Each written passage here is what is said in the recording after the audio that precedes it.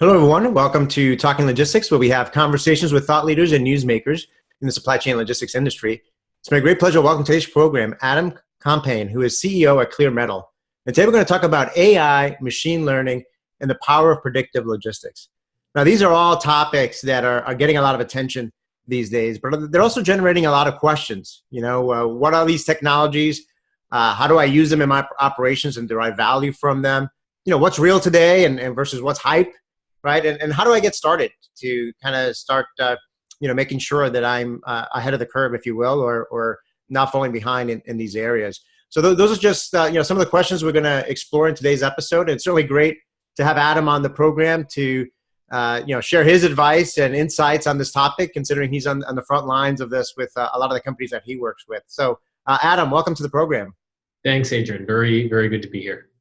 So Adam, before we kind of dive into kind of the really meaty stuff here of AI, machine learning, and predictive logistics, I always like to ask, my guests, particularly the first time on the program, a little bit about how they even got involved with this whole industry to begin with. So, why don't we start there? Very briefly, just tell us a little bit about, your career path, how and why you got involved with supply chain logistics, and kind of what your current role and responsibilities are there at Clear Metal. Yeah, sure. So really the supply chain always drew me in, honestly. It's a fundamental human need. The scale of the industry is unbelievably large and complex, and I also know pretty challenging. And so it was actually after finishing a number of years, 5 years at Google, working on their latest technologies, and then going back to Stanford to get my MBA, that I finally decided to get into the industry, going over to Hong Kong and working at 00 for a short amount of time, and really seeing from their perspective, from a service provider's perspective, how challenging this industry actually is, all the things that they have to deal with to serve shipper customers. And from the flip side, everything a retailer or manufacturer has to go through to really get things from where they're made and where they have them, all the way to where consumers at the end of the day need them.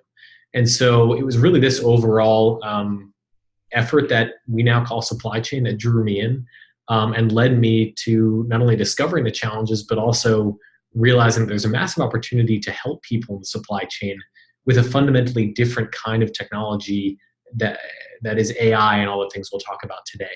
And so that's the shift from my background being squarely in technology and shifting over to the shipping, logistics, and supply chain industry. My role at Clear Metal is the founder of the company and CEO. Therein, a lot of different responsibilities, but namely what I find myself doing today is working with our customers to understand exactly what they need in this new era of logistics and supply chain, and evangelizing in a sort of way, educating folks in the industry about how they can leverage the latest and greatest technologies coming out of places like Silicon Valley for the benefit of their own operations, for the benefit of their service providers, and for the benefit at the end of the day of end consumers. Yeah, no, that's a great that's a great background. I mean, you don't hear too often companies leaving Google, going into the logistics industry. So I think that's great. I think it also shed some light on, I think for a long time, supply chain logistics, a lot of particularly young professionals didn't even think about that as a career path. And I think you're a great example of how there's so much excitement, so much opportunity for innovation. And obviously, the role that the technology plays in this whole industry, and will continue to play in this industry, moving forward. So a lot of folks think that, I want to work for Google or Apple or all the brand name technology companies. But there's a lot going on in the logistics and supply chain space, not only from a technology standpoint, but a lot of innovation to take place from a number of different levels. So I think you'll be a hit with a lot of young professionals that are looking to figure out their career path down the road. So let's now talk about this topic, right? I mean, because I agree with you. I think there's a lot of education that needs to take place. There's a lot of conversations that need to take place to really understand, the opportunities and the power that technology can play in these areas. Like I said in my opening remarks, artificial intelligence, machine learning, predictive, logistics. I mean, these are terms that we hear a lot of these days, but what I find is a lot of supply chain logistics, executives are still kind of confused by what these terms mean and their value proposition. So just to make sure that we're all kind of on the same page, I mean, can you provide kind of a clear or simple definition, of these terms and shed some light on why they're getting so much attention these days? Yeah, sure. I think really what you said in the end there. Why are these getting so much attention these days? And before we go through, and I'm happy to sort of define these different terms. I think the most important thing to understand is what we're talking about when we talk about AI and machine learning and data science is really a fundamentally different kind of computing than existed before. If you want to simplify it, the analogy we often use is it is the difference between a smartphone and a flip phone. It's the difference if we're going to battle between a sniper rifle and a slingshot. And what it is a type of computing technology that is a necessary co-pilot to making very complex decisions that we all have to make every day, whether it's personally using a smartphone to navigate the world and traffic and all those things, or in the supply chain, how to navigate all the exceptions and contingencies that go awry when you're dealing on a global scale. And so what we're really talking about, and the reason people are so excited is there's a fundamentally new type of technology that's come about that will radically change many aspects of our lives from personal to business applications. And if you look at the business leaders out there and the companies out there like Amazon, like Facebook, like my former employer, Google, they have all said, we are putting a stake in the ground. Everything we do will be AI assisted from now on. And so I think that's what the excitement comes from. And I think that's why it's so interesting. It's very much the same type of wave that we saw when business went generally from analog to using computers and desktop computers, to fundamentally use computers to do things differently and make better decisions and be assisted like every day. I mean, you and I are even talking on a computer right now. But I think to ground that, let's talk about the actual definitions. So when we speak about AI, it obviously stands for artificial intelligence. And AI is really an umbrella term. It's a type of and set of technologies that are leveraging this different kind of computing, which I'll get into. And AI, it's named artificial intelligence because in many ways it mimics the way humans behave and think and pattern recognize. It just does it to a level that's an order of magnitude, many orders of magnitude more sophisticated. And I'll get into it just to kind of list out a few. When we hear big data, that's a big term out there. All that really means, honestly, is a whole lot of data. And we're talking massive amounts of data. Often companies we deal with aren't even necessarily in the realm of big data, surprisingly, but it just means a lot of data. When we talk about machine learning, one of the core tenets of artificial intelligence, machine learning is a different kind of computing in two ways. First, machine learning means instead of programming and prescribing a static algorithm to understand the way the world works, putting data in one side of the algorithm and getting an output out the other side like an equation. Instead, machine learning looks at a ton of data, and from that data, it discovers and recognizes patterns that would be otherwise unforeseeable to the human eye, or unforeseeable even to the best trained statistician or person who writes algorithms to map out. So it basically, one, looks at the data and from the data discovers patterns and correlations between those data.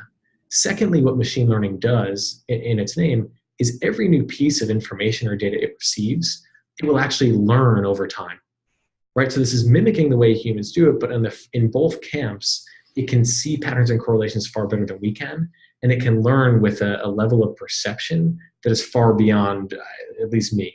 And so that's really what that means. And another popular term I'll bring up now is IoT.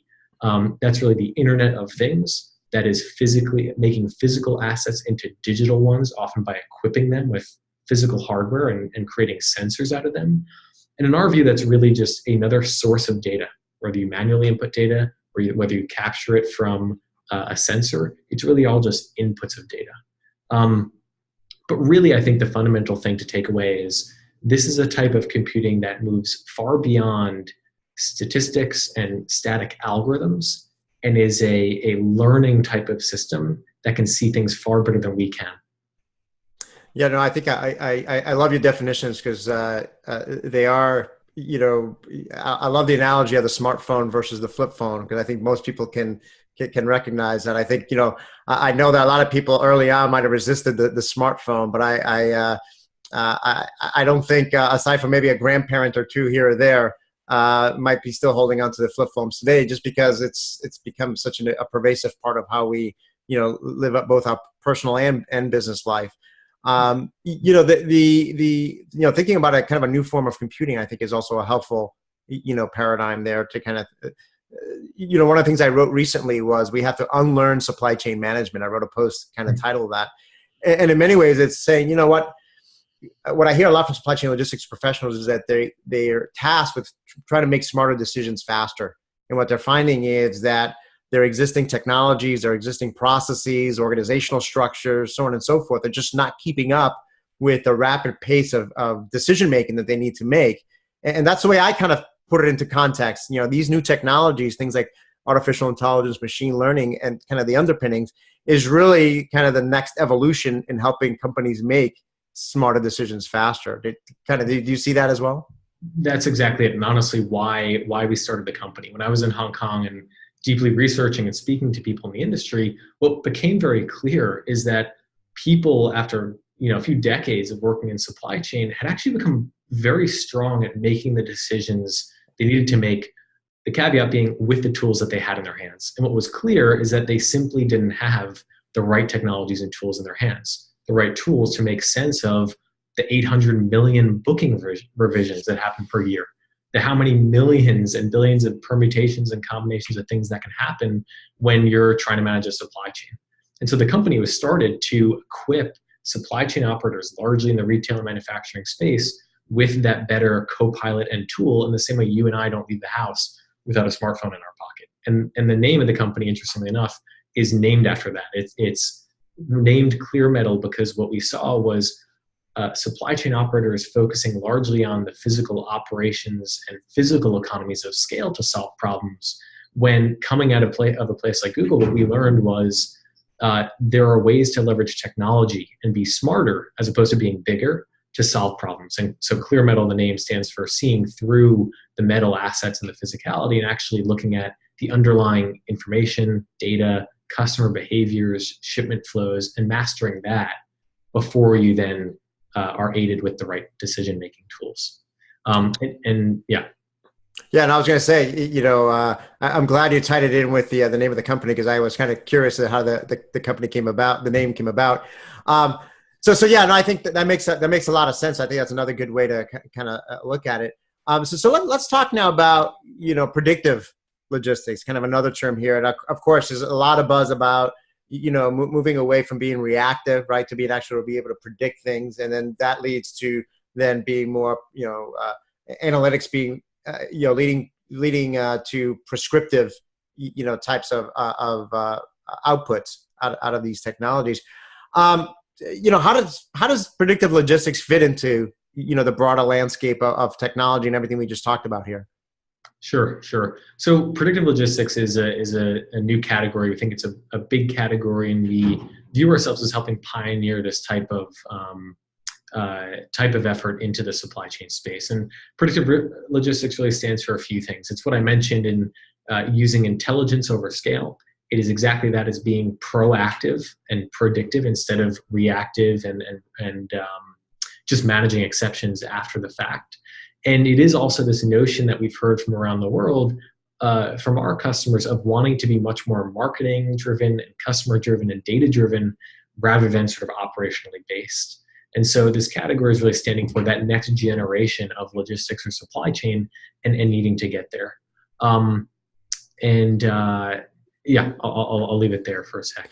So what's required to make predictive logistics work? I mean, I assume you mentioned big data before, right? So I assume timely and accurate data is part of it. But what else? What else is needed kind of to make this work? Sure, and I'm remembering the second part of your question there on how does this really fit into the overall context of everything else that's going on in digital transformation in this industry? It really lives kind of across it all. And inside it. I mean, we hear a lot customers trying to upgrade their infrastructure, right? Get from on-premise software to the cloud, building a new data lake, implementing a new ERP. Those are all fantastic components of what you need to survive in this next wave of supply chain. Predictive logistics really spans across that. It's wonderful to have obviously data in the cloud. You can then manipulate that data and do intelligent things with it. It's wonderful to have that data lake and centralized systems and things like that. Predictive logistics is really sort of intelligence platform that you can think of to not only make sense of that data wherever it lives inside of your company, but then leverage best technologies like AI and machine learning to solve other challenges, from the core data issue operators deal with to different types of use cases, which I know we'll get into. But in terms of what's required, I think a few things. First, I'd say a partner. Supply chain operators and large manufacturers and retailers have grown up and built fantastic multi-billion-dollar companies around manufacturing, sourcing, manufacturing, production, transport, and distribution of goods, not around developing software and technology. And so I'll use the mobile phone analogy again.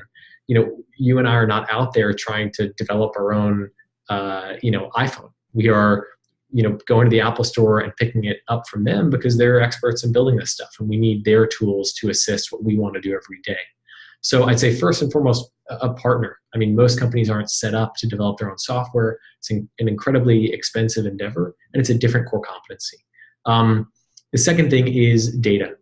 Data is obviously needed to get to the future of predictive logistics and enhance predictive visibility.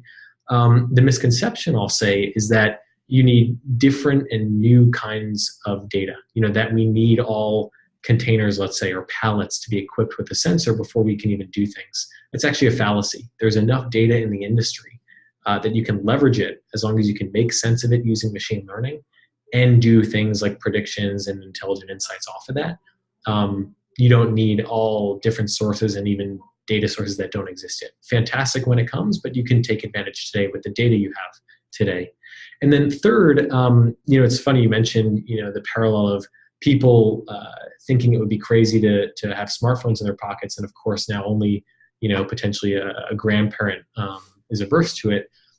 Ironically, at Google, I worked on the mobile team in about 2008 or 9 when smartphones were proliferating, and in many ways that job felt like how it feels today to help evangelize and educate people about Clear Metal and the AI operating system we're building for supply chain.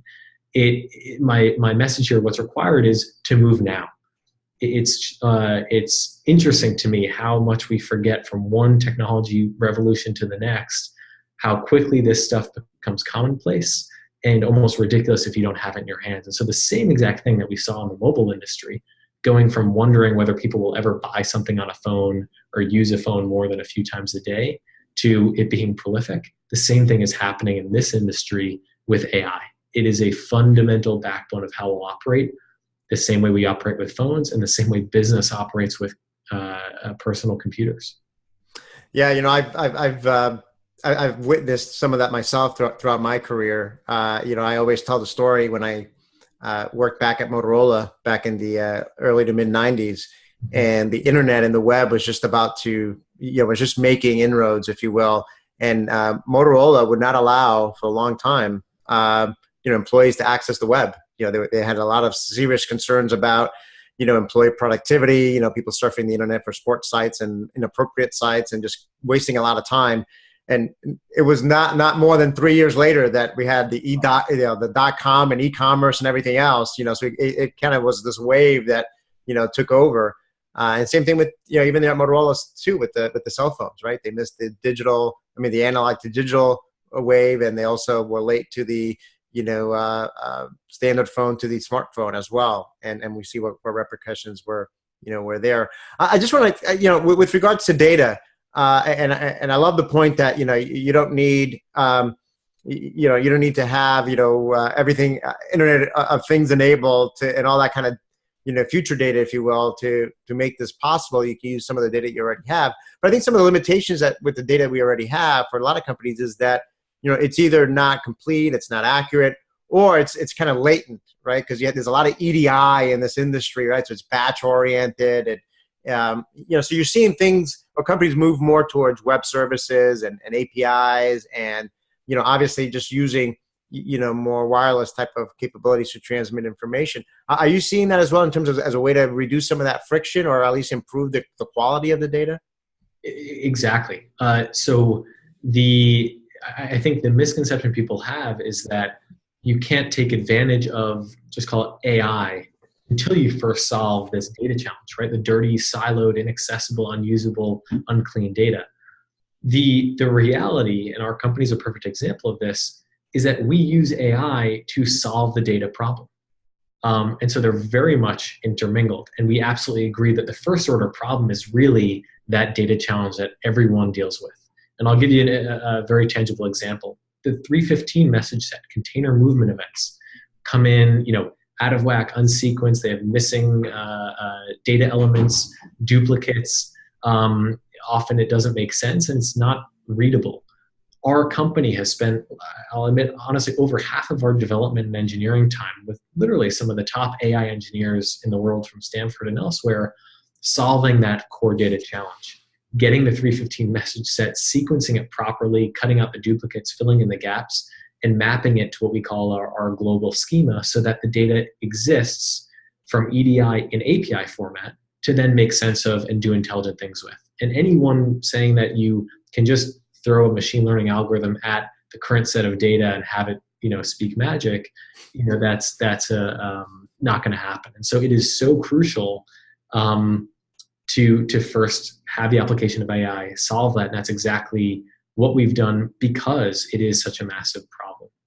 Great. No, that's a great example there. So I mean, to extend that, I mean, can you walk us through some other kind of, use cases for applying, predictive logistics today? What industries or types of companies are some of the early adopters here? Sure. So we're working with some of the largest importers and exporters. So shippers, namely, and we can, for ease, we can stick with that same 315 container movement event example. So even just looking at door to door in the transport space, the decisions you make along the way are very complex and they matter a lot in terms of inventory on hand. So if you're thinking about in the planning stage, right, determining whether or not a purchase order should then get booked and go on air versus ocean, that's a difference between reliability and a lot of dollars. And so at the outset, using a technology like the ones we're deploying, a supply chain operator or a transportation manager could make the decision pre-booking whether or not they need to stay on that service string with a certain carrier, switch to another, and be given confidence intervals about the likelihood that that shipment will arrive on time and when they need it. Or they actually do need to pony up the extra dollars and ship by air, spending a lot more, but ensuring that reliability. So there's a level of decision making in the transport space that is crucially important. If we continue down the example, as things transport across the world, we know that about 1 out of 4 shipments, an exception happens. And if there's, for example, over one transshipment, the likelihood of delay is over 50%, and a delay in a transshipment will be on average a 2-week delay. So thinking about inventory on hand in that context. So you can use predictive logistics and the data intelligence platform to predict exceptions that will go awry, and potentially, depending on the timeout, look at alternate routes, which would reduce risk. Ongoing, whether you're a shipper yourself or the 3PL managing that shipper, you can give better customer service by alerting that importer or alerting the end consignee of that cargo that things will go awry or be late to allow them to plan. In the terminal space, we also hear a lot about this, that there is so much inefficiency wrapped around the drayage opportunity and not being able to see when your container is available for pickup, that using the same kind of tool you can predict and see visibility within the port to understand when to come get your box, on and on and on, all the way even into arrival at the warehouse. We were speaking with a very large European retailer explaining how useful our capabilities would be for helping staff labor and optimize bay usage at their distribution network if they're better able to predict, especially in peak season, the arrival times of those containers. So again, this is not end-to-end. We're just talking the example of door-to-door and just using sort of 315 message-like information to increase efficiencies across the whole chain. Yeah, no, those are great examples. And, touching back on kind of the data piece a little bit, as far as the predictive piece, I mean, there's a lot of discussion today about integrating, kind of third-party data out there around, let's say, weather events or, traffic, things like that. I mean, are those other inputs that go into this to help kind of with the predictive component of this? Yeah, absolutely. They do, and our system is built for that. What's important to remember is the data you need and the data you need certainly depends on the use cases that you're going for. So, there sort of seems to be a little bit at the start of an arm race out there where whoever has the most data wins. And, if we were to take in Twitter signals and, microwave signals, that would be even better. For some use cases, yes. But the important thing to do in getting into these new technologies and the genius that comes is the application of the technology to the problem, not just the use of that technology or the use of a lot of data. So to answer your question, yes, third-party data is infused and in many ways makes things better. But it's not just about who has the most data. Yeah, no, I love that point because I've said that myself a lot of times, and I've had others, say the same thing. Sometimes the worst thing a company can do is kind of, chase the next new shiny thing, right? So, they may be excited by what we're talking about today, AI and machine learning and predictive logistics, and they might say, hey, we got to get this technology in here. But if they don't really understand or have a problem defined or understand what is it exactly that they're trying to solve or what business benefit are they trying to achieve, or if they don't do that upfront work ahead of time and truly understand kind of what the mission is, then it's going to be a waste of time, a waste of money, or they're not going to get to where they want to be in the most efficient way possible. So I think it's easy to become enamored with technology, but absent a clear, defined goal and strategy and mission statement and problem statement you're trying to solve, I think you could get yourself in more trouble than benefits there. Yeah, well said. Well said. So, there's a lot to be done today. Obviously, I think this technology continues, to evolve. How do you see, AI and machine learning, predictive logistics evolving in the years ahead? What kind of new innovations are on the horizon? There are so many. I'll go back to what we were talking about before around how this will very soon become commonplace and table stakes for anything you're trying to do in your organization, especially if it's around optimizing, creating efficiencies, and decision making, and especially before this world of automation that we're all trying to move to in one way or another. And I'll go back to my first comments around everything we do personally and in business will be transformed by these kind of technologies. So what are the next innovations? It's just enhancing every bit of the supply chain. But what I will say more concretely is a company needs to set itself up for success for this future supply chain and not miss out on this wave by getting a sort of intelligence platform that really does canonicalize or make sense of the data inside its house. It can then start leveraging that data for the next innovations to come, even if it's not foreseen what use cases they have. So it's sort of, I guess the question, same phone analogy, is sort of like going into the Verizon store and asking, which app they should download next. I think the more important question is, how do I get the smartphone in my hands? And then how do I access the app store, right? How do I get that technology? It comes preset with a bunch of features, but as things go, new things will be developed. And our platform, at least, is being set up so that others can plug into this, or a lot of the clean data can be eventually provisioned to the company, to the retailer manufacturer, for them to innovate on top of. And so it's really about setting yourself up and not missing out on this wave, then knowing exactly which app is going to be more popular than the next. Right. But what I would say is I wouldn't. I'd advise companies to make sure they are going at this a little bit with a holistic partner and a holistic strategy, just so that they don't end up with a string of apps and tools and band-aids that solve a little bit of a problem today without being able to get them to the next 10 years. So I guess to paraphrase what you just said, I think it sounds like that the right approach, or the approach that you at least advocate, would be more of kind of a platform or a foundational approach, right? Because there is so much happening in this industry and with technology moving forward, that the ability to configure, adapt, whatever the future may hold, right, ultimately you need to have that kind of, to use the analogy, you need to have that smartphone, right? That can do just about anything you want it to do when you download different apps and everything else. But it's all based on that operating system, if you will, and kind of the meat of that. Is that kind of what I'm hearing? It's kind of like you want to have the infrastructure set, if you will, that's configurable, that's flexible, that's got the components of these core technologies, but let the future kind of define how those components are going to be put together to solve whatever opportunities or problems may lie ahead. Yeah, exactly. I mean, our company is strategically out to build this, as you can think of, this AI operating system for the supply chain. And our platform, for example, comes with the preset apps that we think you most need and most need today to get valuable and tangible impact.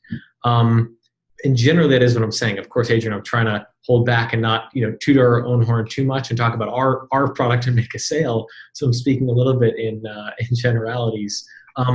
But yeah, I think, our view is, hey, first you need your data made sense of.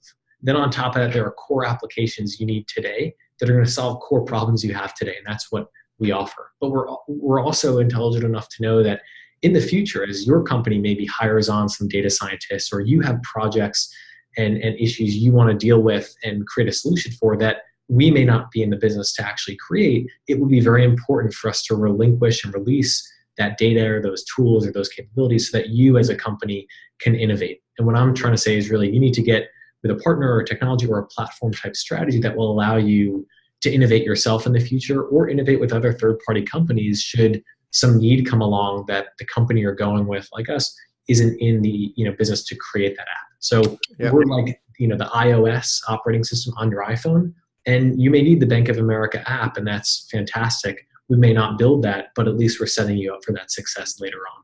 Yeah, no, got it. And I completely agree. I mean, I think, and you see some of that already today, being able to provide, companies with the tools and the capabilities for them to self-innovate as well, and be able to put that on the platform. I mean, just curious, do you see just another area that we didn't talk about today, but it's certainly generating a lot of buzz today, is this whole area of virtual assistants and chatbots, like the Alexas and the Siris and all that. And certainly seen a lot in the news lately of, tech companies investing a lot of money into those areas. I mean, do you see that as the future user interface of some of these tools, where we speak to the to the software, we speak to the computers, and then have it do its thing and speak back to us? Yeah, absolutely. And honestly, a lot of that is here now.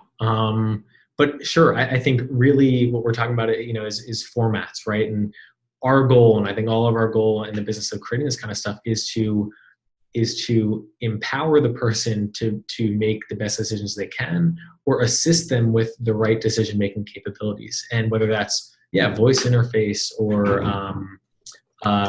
just serving you the right information at the right time that you need it, whatever we can do as technology creators to make your life or your job easier, or your company more profitable, or the industry better, that's what we're here trying to do.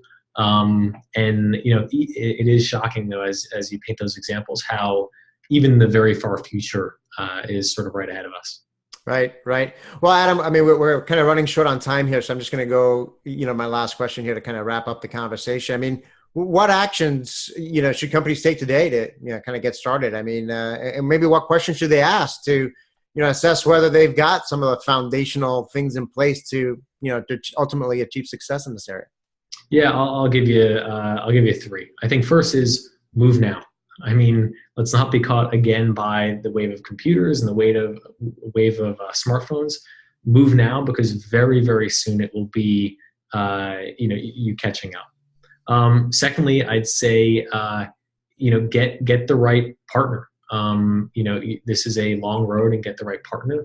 And the questions I would ask around that are, a deep look into the actual technology, the team that created it, the expertise behind it, and I think also the vision that the company is on, and where you and they want to go together.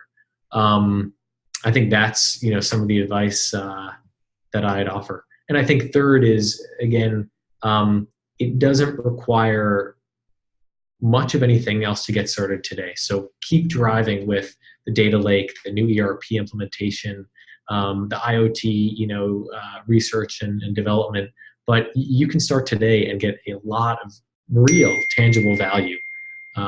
Maybe that's the bell. Great. No, I think that's some great advice and food for thought. And, like I always say at the end of our conversations, we always just manage to scratch the surface on these topics. And there's certainly a lot more to everything we talked about today. But I think, you provided some great insights and advice. I love the definitions you provided early on, and, shedding light on kind of the direction that this is all heading in, and kind of almost a sense of urgency, if you will, in terms of, not falling behind the curve here with, what's happening in this whole area. So Adam, thank you very much for making the time to be with us today. Yeah, of course. Thank you, Adrian. Appreciate it very much.